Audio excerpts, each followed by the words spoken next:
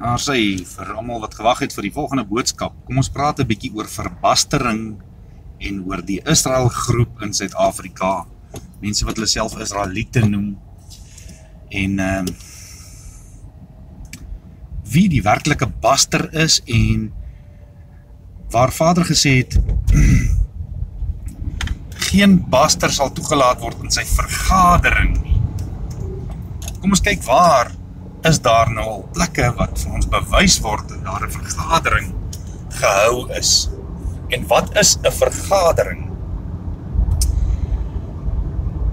Dit is doodeenvoudig vir mense wat lees om te verstaan en nie lees om te reageer met negatiewe kommentaar nie.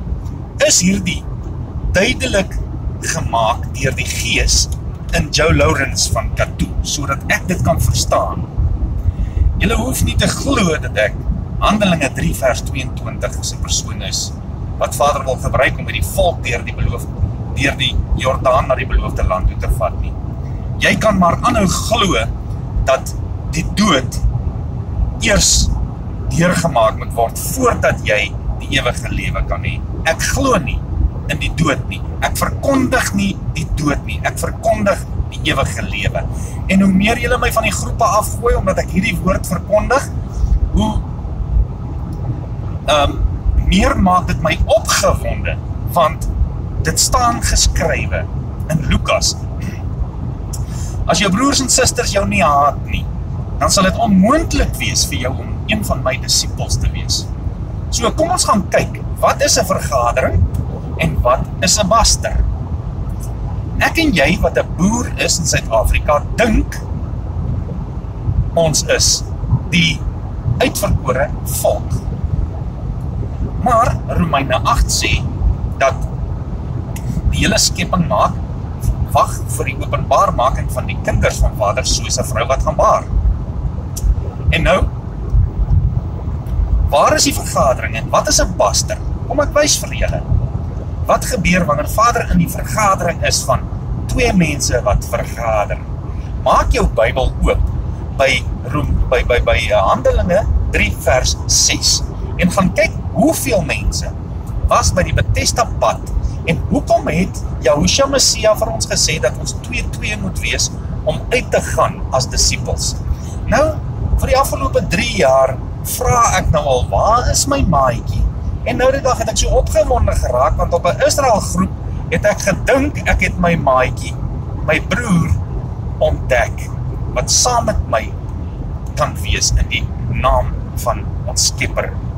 Maar, toe ek nou vir hulle sê, dat die verbastering nie gaan oor die velkleur nie, maar gaan oor die feit dat daar mense is wat nog steeds die Jesus Christus beeld aanbid en nie die Messias nie.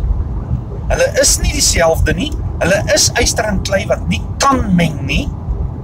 En wanneer jy dit probeer meng, dan verbaster jy, maar jy wil nie luister nie. So nou, waar Vader sê, 'n baster sal nie in my vergadering kom nie, bedoel hy duidelik dat jy wat nog die Christus beeld aanhang, wat nie die naalstroom geknip het en die Messias gekies het oor die Christus nie, sal jy onder die basters gekategoriseer word. En jy sal nie in Vader se vergadering kan kom nie. Soos Johannes en Petrus in Handelinge 3 vers 6 vir die persoon gesê het, ons het nie vir jou silwer of goud nie. Hierdie silwer of goud hang in die Christmas tree van Jeremia 10. En jy besef dit nie.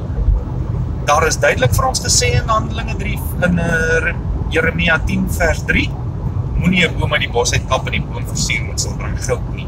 Nou as jy nie 'n bietjie na die Engelse taal gaan kyk nie, dan sal jy nie dink aan Christ nie, want jy noem daardie boom kersboom en jy sien nie dat die woord Christ binne in Christmas tree staan nie. En in Openbaring 13 vers 3 sê duidelik, dit sê duidelik dat die hele wêreld die dier blindelings aanbid. Die dier wie se wond genees is. En hierdie dier het hierdie wond gekry by Golgotha. Nergens anders nie. Okay? So kom ons gaan 'n bietjie in die verbastering in. Wanneer jy dan vir mense wil bid, of wanneer jy aan mense vashou, wat nog steeds aan die Christ vashou, dan moet jy weet, die mense wat nie deur hierdie Jordaan beweeg het nie, gaan nie in die ewige lewe kan ontvang nie. Hulle gaan doodgaan, want die einde van die sondige pad is die dood. En solank jy met jou eie mond dinge doen wat jou mond nie veronderstel is om te doen nie, en jy vat jou mond laer as die beld af, dan eet jy van die vrug. En daardie vrug word ook aan die seuns gegee. Want dit is die vrug van die moederskoot.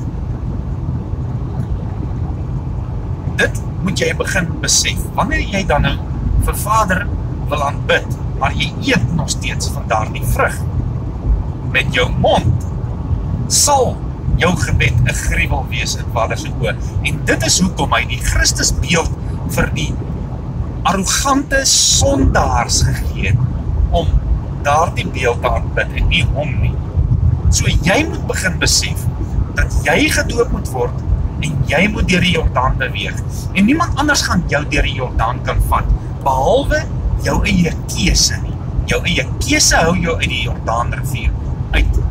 Jy's te bang om die krokodille te vys, jy's te bang om deur te gaan na die ander kant toe. En jy's te bang om die ewige lewe te ontvang, wat die Seun vir ons gebring het by Golgotha. Johannes 5 vers 43 sê dit tog duidelik. Johannes 5 vers 43 sê, ek het gekom in die naam van my Vader, en julle neem my nie aan nie. Maar as 'n ander een kom in sy eie naam, hom sal julle aanneem. En Barabbas was die simbool gewees vir dit wat Vader vir ons deur Yahushua Messia gebring het, die ewige lewe.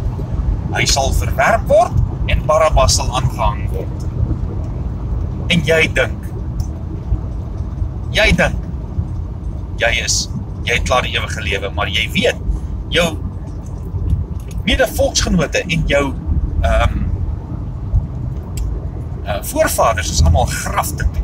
Daar staan rest in peace. En jy besef nie dat Vader gesê het, hy sal al die goddeloses by mekaar versamel nie. Gaan kyk gerus dan nou by die begrafplase, hoe is hulle versamel op hope. Vader is nie die Elohim van die dooies nie, maar van die lewendes. Ek gee die boodskap weer eens vir julle. Ek is nou ongelukkig nie 'n celebrity nie, maar ek is Joe Lawrence van Katu, boetie en mede-erfgenaam volgens Romeine 8 van Yahushua Messia van Nazareth.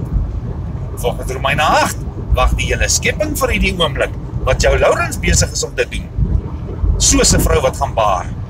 En wanneer julle dan nou oorlog of gerugte van oorlog sien, moenie bevrees wees daarvoor nie, want dit is slegs geboortepyne. Joe Lawrence is reeds gebore, volgens Romeine 8. Jy hoef nie na my te luister nie. Jy kan nog steeds jou dominee of jou valse predikant met die wolf, met die skaapklere aan, die wolfie met die skaapklere aan, kan jy vra om my uit jou bedieninge uit te gooi. Julle kan myself ontkruisig as julle wil. En doen dit, want die skepping wag hiervoor, soos 'n vrou wat gaan baar.